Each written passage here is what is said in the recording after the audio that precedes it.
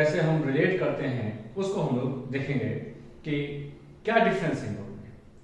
जैसे अभी हमने बताया आपको कि वो राइट्स जो कि एक ह्यूमन पर्सनालिटी के डेवलपमेंट के लिए आवश्यक फैक्टर्स हैं, नेसेसरी फैक्टर्स हैं। तो आपके जो एक सोशियो इकोनॉमिक डेवलपमेंट के लिए या ओवरऑल पर्सनालिटी डेवलपमेंट के लिए जो नेसेसरी फैक्टर्स होते हैं उसको हम लोग कहते हैं फंडामेंटल राइट्स। ये जो फंडामेंटल राइट्स हैं वो आपको जो आपका देश का जो सुप्रीम लॉ है कॉन्स्टिट्यूशन के द्वारा आपको दिए जाते हैं। तो देश का जो संविधान है, जो देश का एक सुप्रीम लॉ है कॉन्स्टिट्यूशन, वहां से इसका सोर्स है। तो फंडामेंटल राइट जो सोर्स है वो सोर्स कहां से आया है? आपके कॉन्स्टिट्यूशन, क्योंकि कॉन्स्टिट्यूशन किसी भी देश का एक सुप्रीम लॉ कहा जाता है। सुप्रीम लॉ ऑफ लैंड उस देश के संविधान को कहते हैं। और जो ये फंडामेंटल राइट के जो सोर्स हैं वो सोर्स होता है उस देश का संविधान, उस देश का संविधान। वहां से उसी में ये मेंशन रहते हैं कि ये फंडामेंटल राइट हैं और इस व्यक्ति को ये फंडामेंटल, या जैसे इस व्यक्ति का यहाँ पे मीन्स ये है कि जो हमारे देश के नागरिक हैं या जो हमारे देश के नागरिक नहीं हैं वो कौन कौन से फंडामेंटल राइट उनको मिले रहेंगे। जैसे हमारे यहाँ जो देश के नागरिक हैं उनको कुछ ज्यादा राइट्स मिले हुए हैं एज कम्पेयर टू जो हमारे फॉरेनर्स हैं। तो ये जो राइट्स हैं वो कौन कौन से राइट्स होंगे, इनके क्लासिफिकेशन, टाइप्स, इन सब के बारे में जो एक्सप्लेन किया होता है वो कॉन्स्टिट्यूशन में, जो कि सुप्रीम लॉ ऑफ लैंड है। तो कॉन्स्टिट्यूशन जो है वो फंडामेंटल राइट का सोर्स होता है। वहीं से हम फंडामेंटल राइट्स का पता करते हैं कि कौन कौन से फंडामेंटल राइट्स हमको मिले हुए हैं।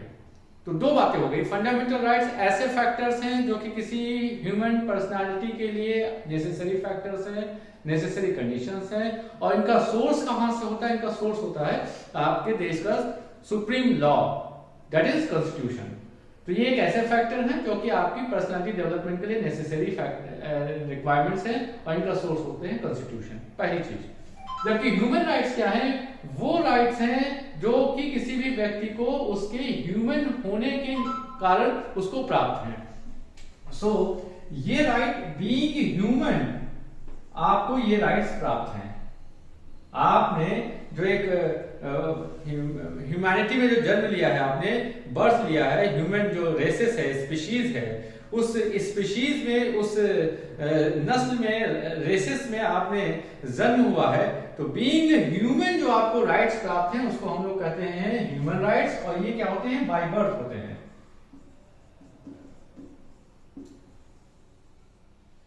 तो ये वो राइट्स हैं जो आपके बीइंग ह्यूमन है।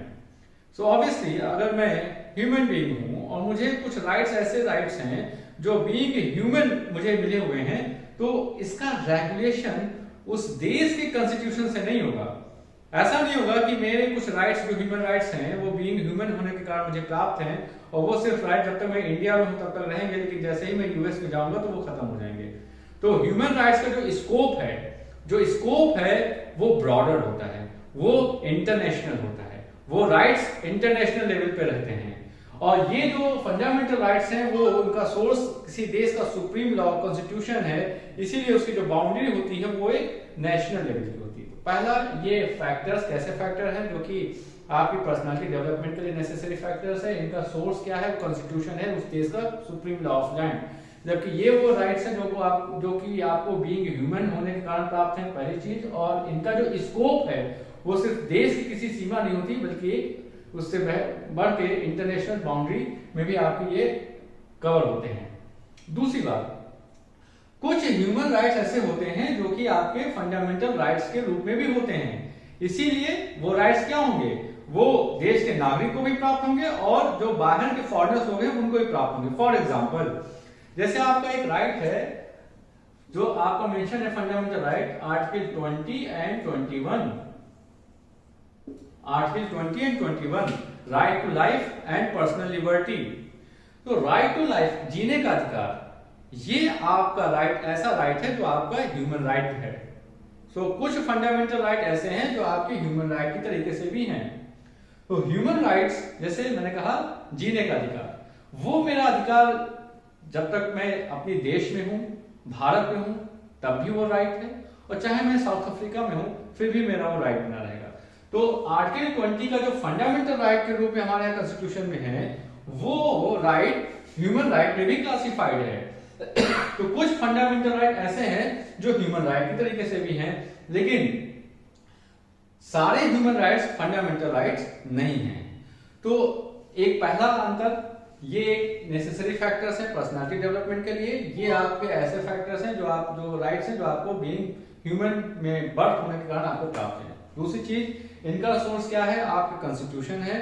इनके सोर्स क्या है? ये एक इंटरनेशनल एग्रीमेंट के आधार पे एक इसकी जो संस्था है, यूनाइटेड नेशन की एक संस्था ह्यूमन राइट कमीशन, तो समय समय पर उसके जो मेंबर कंट्रीज होते हैं वो बैठते हैं और डिसाइड करते हैं कि ये जो राइट्स हैं वो ह्यूमन राइट की कैटेगरी में आएंगे। अब तक कई सारी मीटिंग्स हुई जिसमें कई सारे ह्यूमन राइट्स इवॉल्व हुए हैं, बनाए गए हैं। उन्हें हम जनरेशन कहते हैं, जैसे first generation of human right, second generation of human right, third generation of human right. जैसे जैसे मानव का विकास हुआ, हमारी रिक्वायरमेंट्स बदलती चली गई।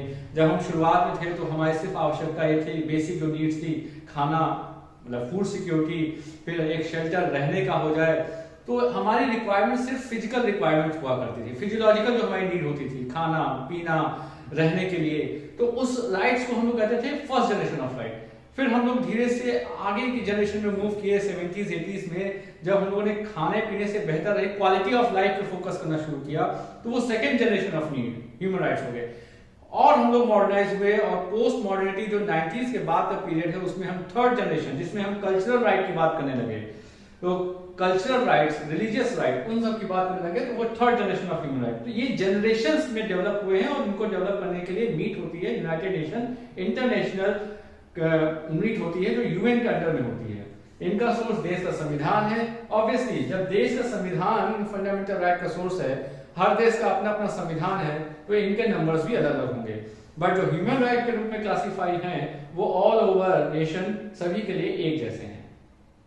इनके नंबर्स भी अलग अलग होंगे क्योंकि इनके सोर्स क्या है? उस देश का संविधान। हर देश का अपना अपना संविधान है, उसमें अपनी अपनी फैक्टर्स हैं, उसके अकॉर्डिंगली इनके नंबर्स होंगे। जैसे फॉर एग्जांपल हमारे भारत में 6 कैटेगरीज बनाई गई हैं फंडामेंटल राइट के। उसमें अलग अलग राइट हैं, right to equality, right to freedom, right to religious freedom, right against exploitation, education and cultural right. तो वो अलग अलग राइट इसमें मेंशन है 6 कैटेगरी। हो सकता है नेपाल में कुछ कम कैटेगरी हो सकता है जर्मनी में कुछ ज्यादा हो, यूएस में और भी ज्यादा हो, ब्रिटेन में कुछ कम हो। तो इस तरीके से इनके नंबर फ्लक्चुएट करते हैं on the basis of their constitution.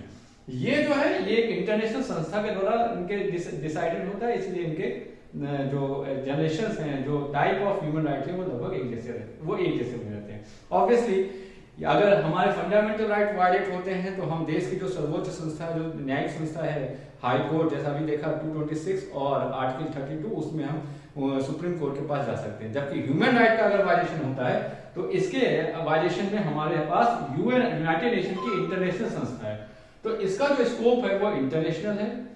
ये राइट्स आपके बीइंग ह्यूमन है, इसलिए ये आपके सस्पेंड नहीं किया सकते हैं। थर्ड, इनका जो स्कोप होता है वो इंटरनेशनल होता है और इसको रेगुलेट करने के लिए यूनाइटेड नेशन की संस्था है। फंडामेंटल राइट, इनका सोर्स क्या है? ये कॉन्स्टिट्यूशन सोर्स है और इनको रेगुलेट करने के लिए जो संबंधित देश की जुडिशरी है, जैसे भारत में सुप्रीम कोर्ट, हाई कोर्ट या किसी दूसरे देश में कुछ अन्य व्यवस्था हो सकती है, तो वो देश के जो सुप्रीम लॉ ऑफ लैंड है उसके अनुसार ये रेगुलेट होती है। जबकि ये इंटरनेशनल लॉ बनते हैं इसके लिए और उसके अनुसार ये रेगुलेट होते हैं। तो ये इंटरनेशनल लॉ के अकॉर्डिंग रेगुलेट होंगे, ये नेशनल का जो सुप्रीम लॉ है उसके अकॉर्डिंग ये रेगुलेट होंगे। ये बेसिक डिफरेंस है ह्यूमन राइट का और फंडामेंटल राइट का। इसीलिए जो मैंने कहा कि कुछ आपके फंडामेंटल राइट हैं जो ह्यूमन राइट के तरीके से हैं, तो वो किसी भी कंडीशन में वो देश के संवैधानिक जो संस्था है या संवैधानिक जो प्रोविजन है वो कभी खत्म नहीं होंगे। इसीलिए आपने देखा होगा क्योंकि आर्टिकल 20 और 21 आपके ह्यूमन राइट के तरीके से है, इसीलिए किसी भी कंडीशन में कभी भी जो ये फंडामेंटल राइट है वो कभी भी खत्म नहीं होता है। अन्य कोई भी आर्टिकल 19, 18 या 21 जो 25 या जो भी अन्य अधिकार हैं आपके, वो कम, खत्म या बढ़ाए जा सकते हैं, लेकिन ये जो आर्टिकल 20 और 21 है ये कभी भी सस्पेंड नहीं किया सकता है, कभी भी इसको खत्म नहीं किया सकता, क्योंकि ये राइट आपके ह्यूमन राइट के तरीके से है और इसका जो इम्पैक्ट होगा फिर ऑब्वियसली वो इंटरनेशनल लेवल का रहता है।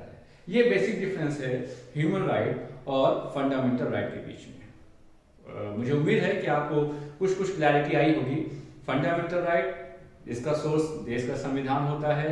हर देश का अपना अपना संविधान है, इसीलिए इनके नंबर्स भी वैरी करते हैं। अगर इसका वायलेशन होता है तो वो जो संवैधानिक संस्था है उस देश की, उसके अनुसार इनको रेगुलेट किया जाता है। कुछ फंडामेंटल राइट ऐसे भी होते हैं जिनको हम लोग ह्यूमन राइट के रूप में भी कंसिडर करते हैं, इसीलिए उन फंडामेंटल राइट को कभी भी खत्म नहीं किया जा सकता है। जैसे भारतीय संविधान में आर्टिकल 20 और 21 के अंतर्गत जो राइट दिए गए हैं उनको हम ह्यूमन राइट के तरीके से कंसिडर करते हैं, इसीलिए उनको किसी भी कंडीशन में हम खत्म नहीं कर सकते हैं, ना ही कम कर सकते हैं। ह्यूमन राइट, मैंने कहा कि ये एक वो राइट्स हैं जो आपके ह्यूमन बीइंग होने के कारण आपको प्राप्त हैं, और ये जो राइट्स हैं इनका जो स्कोप है वो इंटरनेशनल लेवल तक रहता है। इनको रेगुलेट जो करती है वो एक इंटरनेशनल संस्था, यूएन की एक संस्था है, उसके द्वारा किया जाता है, इसीलिए इसका स्कोप मच ब्रॉडर है। तो ये कुछ बेसिक अरेंजमेंट्स हैं, कुछ बेसिक डिफरेंस हैं ह्यूमन राइट में और फंडामेंटल राइट में। तो ये चीजें आपको क्लियर हो गई होंगी, क्या फंडामेंटल राइट और ह्यूमन राइट में क्या डिफरेंस है। अब हम लोग सेक्शन बाय सेक्शन, जो आपका पार्ट 3 है, जिसमें आर्टिकल 12 से लेकर 35 तक डिफरेंट टाइप्स के फंडामेंटल राइट दिए हैं, उनको हम लोग डिस्कस करेंगे और उनको जानेंगे कि एक एक राइट में क्या लिमिटेशंस हैं, क्या प्रोविजन है, उसको हम लोग बहुत ही डिटेल में देखेंगे। क्योंकि ये एक फंडामेंटल राइट आपका टॉपिक ऐसा है जो आपको सिर्फ एकेडमिक नॉलेज के लिए नहीं, बल्कि आपके राइट्स हैं, आपको जानना चाहिए। ये भी जानना चाहिए कि ये राइट्स दूसरे के लिए भी हैं, तो क्या हमारा कंडक्ट होना चाहिए, कैसा हमारा बिहेवियर होना चाहिए, जिससे हमारे अधिकार बने रहें और दूसरे के अधिकार बाधित ना हो। ये जानना बहुत जरूरी होता है। ये हम तभी जानेंगे जब हम इसको समझेंगे और इसको आत्मसात करेंगे। तो हम लोग अब डिस्कस करेंगे डिटेल में कि फंडामेंटल राइट्स कितने हैं, उनको कितने क्लासेस में क्लासिफाई किया गया है और क्या उनके प्रोविजंस हैं।